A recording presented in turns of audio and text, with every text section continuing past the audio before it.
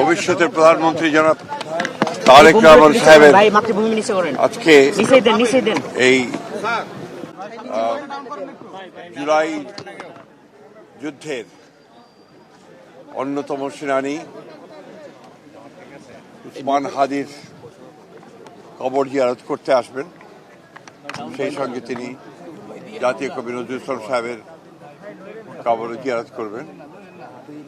এটা নিঃসন্দেহে তার যে রাজনৈতিক প্রজ্ঞা, সেই প্রজ্ঞারই পরিচায়ক। আজকে একটা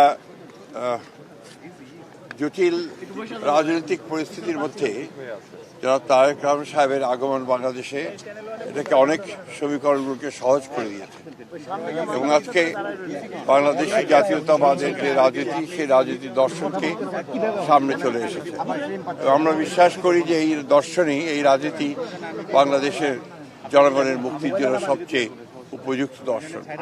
এবং জনাব তারেক রহমান সাহেবের যে জনপ্রিয়তা এখন তুঙ্গে উঠেছে, আমরা বিশ্বাস করি যে এই জনপ্রিয়তার মধ্য দিয়ে এবং তার যে নতুন যে চিন্তা ভাবনাগুলো বাংলাদেশের জন্য, তার যে নতুন পরিকল্পনা, সেই পরিকল্পনা বাংলাদেশে একটা নতুন দিগন্তের সূচনা করবে।